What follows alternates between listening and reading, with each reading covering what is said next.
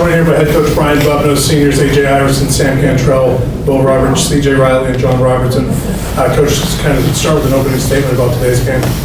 Well, it was tough. Obviously, they're a very good football team, and you can see why today. So, but I thought our guys, top to bottom, we had a lot of guys moved around due to some injuries, and I thought guys went out there and competed from start to finish and gave it what they had. So.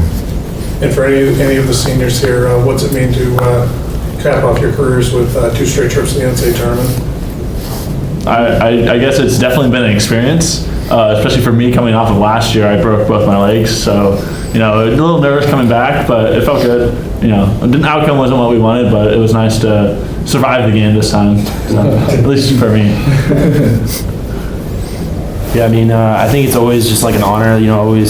We like to take it to the next level every opportunity we get, and our goal was past couple of years win the NEWMAC. We did that, and it's always great to then go on and compete against the next level and up our competition a little bit. And obviously the score doesn't look like we wanted it to, but I don't think anyone expected us to compete the way we did and fight the way we did, and that feels great ending the game that way.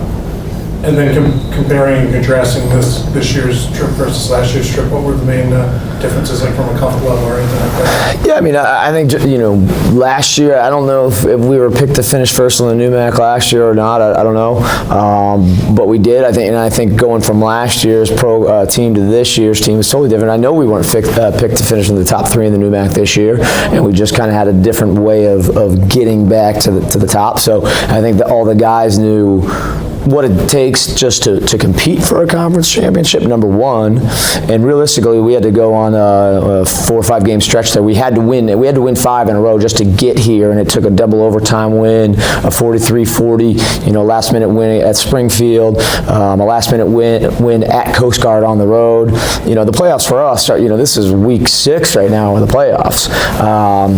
And that's how it's been approached every week. So these guys, this guy's got 2 broken hands and arms here. That guy's got torn things in his leg.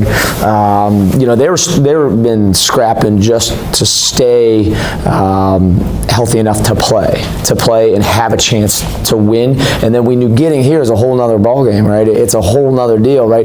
If there's 32 teams in the tournament, right, we were the 32nd team, right? So we went to, Coach Post said on Tuesday, we went from first to last over over a night, right? So maybe we're the 16 versus 1 team, bracket or whatever. So I think these guys knew this week it was a different level of competition, and it was going to take a whole new refocusing this week and a whole new effort. And when you come off sealing the conference championship in the last minute, right? That's a ton of emotion and excitement and everything. And then to reboot all that and come back and say, oh, guess what? We got another guy to go toe-to-toe with in the ring with, and he's also a conference champion. It's a lot of output mentally and emotionally and physically. So I couldn't be happier with what these guys do. Their defense gave you a lot of problems. Is it the best defense you've seen this year, would you say? I would definitely say it's the best well-coached defense. They definitely, there was no mistakes, they're well-rounded overall. I feel like in the past we've been able to pick apart defenses, vary our run game versus pass game against various weaknesses, but this week was a lot more difficult. There wasn't as much difference between their run defense and pass defense. I think they were very fundamentally sound. I think you saw multiple times from the offense, 5-yard run, a 4-yard run, and then a stall on a 3rd down. I think that shows not exactly a super dominant defense to keep us to 3rd and 10 for multiple drives. I think that shows a very well-matched team, but a team, as Will said, is very fundamentally sound. And we had trouble kind of exposing that weak point in the defense today, which is where I think we faltered. But I think it was a very well-coached defense for sure. And that takes me to the question, you had, I think, 5 possessions or 4 possessions, couldn't get anything going. Get the ball on your side of the field, 4th and 1. You think we got to do something today to take a chance? Yeah. That was kind of the idea. There was that the odds are, right? If you get to a short yardage situation on 4th and 1, well, we have 4 cracks to get 10 yards. Can we do that? And we had a chance there, and it didn't happen. But we thought, well, if we can make some plays and we can get a conversion on a 4th down or something like that, it can give us the momentum and the chance to make some plays. I guess especially like these guys are saying about their defense, there wasn't many cracks in the defense or weaknesses at all, offense, defense, or special teams. They're pretty smart, they're well coached, they know what they're doing, and they don't give you many opportunities to take advantage of things. So we thought maybe there's an opportunity right here to convert and put something together. So I think the offense was happy about that too. I think just from a demeanor standpoint, I think we came out very, very loose and ready to take our shots, ready to take our chances, and throw them everything that we have. And as players, I know in the huddle we were definitely ready to go for it then. Again, just give them different looks and take those chances that could have a different outcome at the end of the game. I think a few plays go our way. I think it's a different score. And you seem like you're trying to hit the one-on-one patterns deep, and they seem to have them all covered.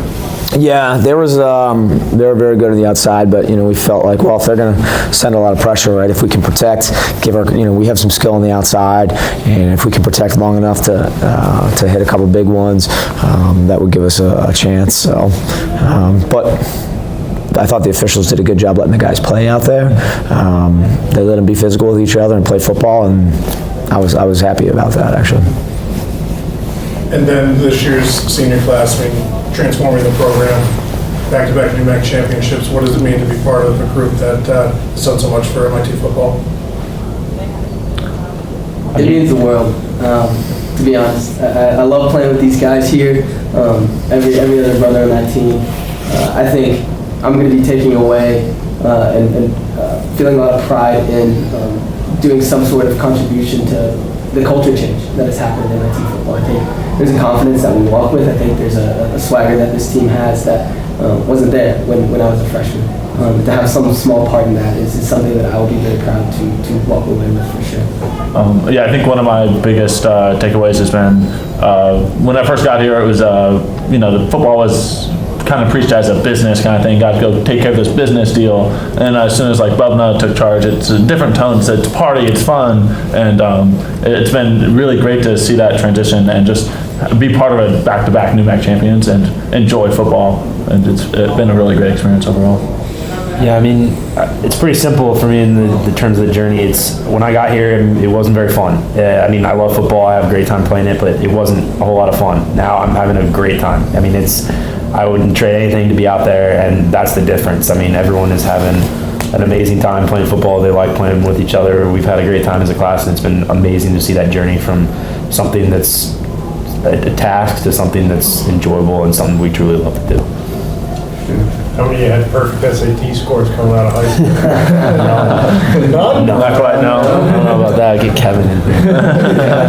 I have everybody's transcripts and SAT and ACT scores from high school, so I can confirm, I can give you the average scores and all that stuff later. I guarantee, any of you guys have a B on your transcript in high school? How many guys had a B? I didn't. I was very good at Spanish. A B in Spanish. Very good at Spanish. I'm bad at languages. B in Spanish. Yeah. How many guys scored 700 or better on the math section of the SAT? Yeah. Okay. Yeah. How many guys scored 32 or better on the ACT? Yeah. You guys all took the SAT subject test, right? SAT 2s, right? How many guys were high 600s into the 700s on those? Yeah. Yeah, so it only goes to 800s, right? So trust me, I talked to guys and they go, I didn't do very well, I only got a 770. It only goes to 800. I think I can do better, I'm going to retake it. So, but that's our guys, right? I know if it's an MIT guy when he goes, I don't think I did as well as I could, I only got a 770. Or I missed 2 questions, I knew exactly what they were, and I know that, those are the guys that we're looking for, because that's the type of place MIT is, right? We're not okay with just being okay, and I think that's kind of the mentality these guys bring, right? It's not okay to be okay, right? We want to keep pushing ourselves, and no matter what, it's never good enough for these guys. No matter what, they're their hardest critics, so that's why coaching them is pretty easy. So my last question, everybody said they love playing for this guy and they love it being loose. How do you maintain that loose and not have it out of control where you're not getting stuff done as much? That's a hard thing to manage. That's a really hard thing. But if you can create it, that's phenomenal. I think the thing that makes Bubna great and how he's transformed this program is just what he just said. That's kind of the people we are, and he knows that. Way better than it's been known in years past. He knows the type of people we are, and that, we are competitors and we have other, commitments, and we're all about being 100% in everything we do, and he just lets us kind of go with it. I mean, he knows that if he lets us go, we're gonna compete our hearts out, and then if you have fun, it's enjoyable. And You don't need to whip crack. Nah, because I mean, if we're having fun, we're competing, and if we're competing, we're having fun. That's how it kind of goes for us, and we have a great time playing for him, and he makes it enjoyable for us, and that's what makes us want to compete our hardest. Trust me, they're cracking the whip around campus all the time. They don't need another guy doing that for us. So.